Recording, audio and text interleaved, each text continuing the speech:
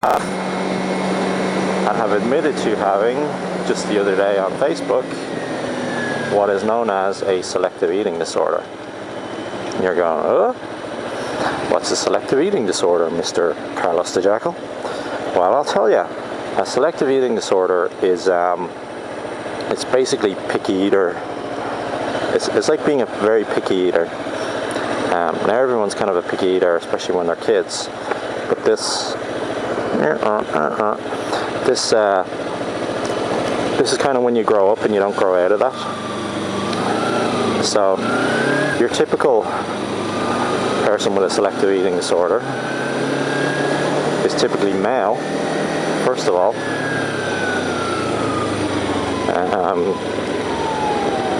and they typically only eat 10 kinds of foods, and they're very sensitive to some aspect of food, which means they don't really try other foods or whatever. So like, I'd be super sensitive to texture of food. Some people are super sensitive to the smell of food. So like, I know there was one video by a girl who suffered from it on YouTube, and I think she ate just fruit all the time, fruit for dinner, an apple, you know, stuff like that. I like crunchy stuff more, like, and processed foods that are well, basically they whatever they started out as, they don't look like that anymore.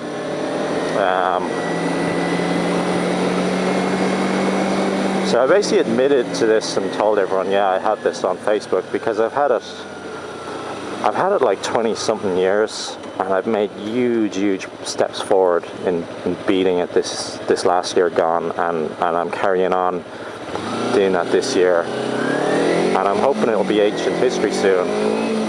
But in the meantime, like, when take this piece of road, there we go. In the meantime, if I'm sitting down having lunch in work, when I'm sitting down having lunch in the office, my typical lunch is a bottle of water, a packet of crisps, or potato chips as our American viewers would call them, and some kind of chocolate bar, like a Snickers or something. There are other chocolate bars available. This is not an advert for the Mars Corporation. And that's it. And that's been my lunch in work every day for the past 9 years I've worked there. And my breakfast every day is a particular brand of cereal. That's the other thing, you can be super sensitive to brands. So just take an example of, like, cornflakes. There's like 60 different kinds of cornflakes you can buy, but someone with selective eating disorder would probably only eat the particular brand they like, and none of the others. If they had a choice between eating the other brand and not eating anything, they'd probably rather go hungry. There's a bit of a bump. And then, yeah, this fog should clear up because I'm getting closer and closer to the coast, so.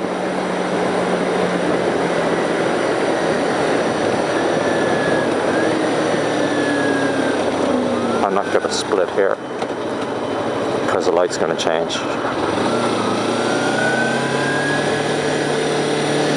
And there's a BMW there. BMW drivers are generally pricks.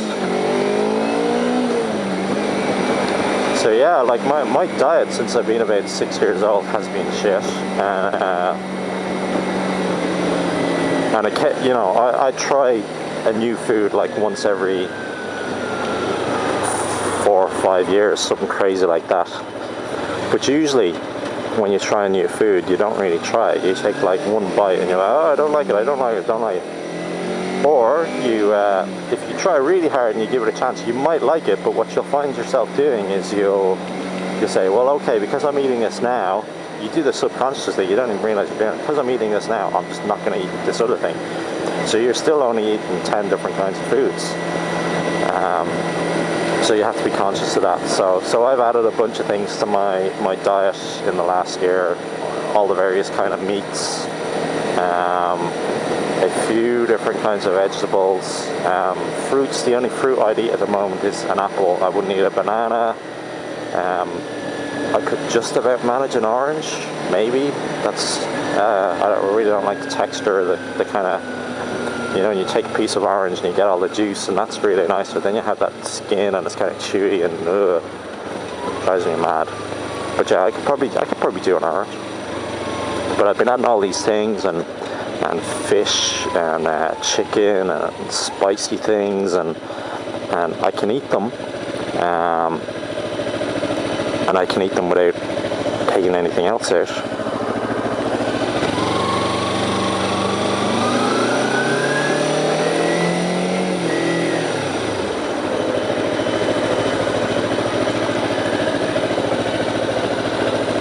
Lane splitting rocks. I can eat them without taking anything else out of my diet.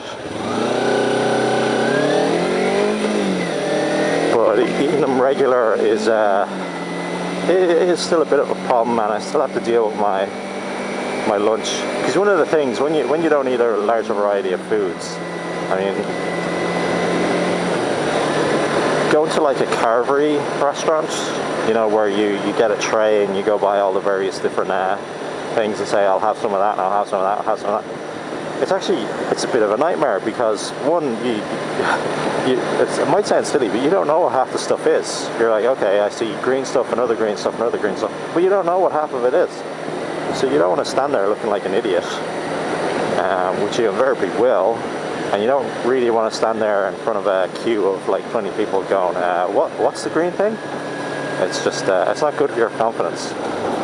So I found a nice pub that I can bring my parents to, and they have a written menu, and you can just order something off the menu, and they don't ask you too many complicated questions. So I've tried just about everything on their menu now, and I have a local pub down the road for me, and I've tried everything on their menu. Well, I haven't tried everything on their menu. I'm taking the different tactics with them. I'm trying things on the menu, and I'm determined whether I like them or not to just eat them. So I've been getting, when I go there, the first thing I saw, they had fish and chips. So I went, and when you order fish and chips, they ask you, would you like a bit of salad with that? And I say, sure, why not?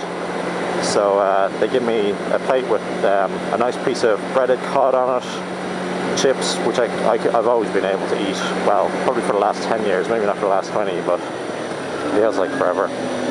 And you guys call them French fries in the States for our American viewers. So I've had those and a bit of salad.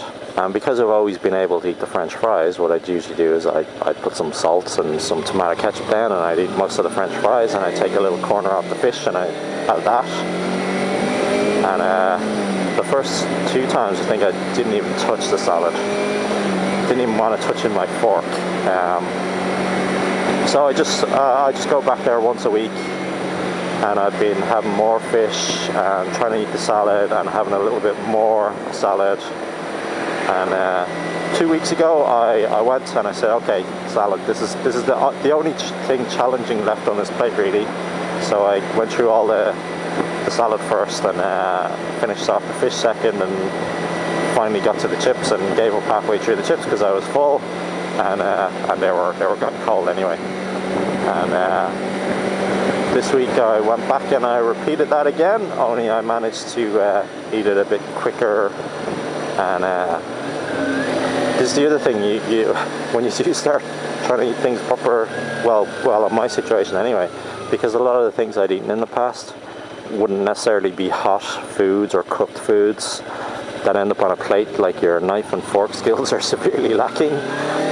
Because I mean, most regular people, they eat a hot meal or 2 every day, so they use a knife and fork at least twice a day, and they've been doing that for 365 days a year, and they've been doing that for 20 plus years. And then there's me, who's done it like 6 times, and I basically look like, when you get someone who's never used chopsticks before and you give them chopsticks, that's what I look like with a knife and fork. But that's getting better too. It's all about practice.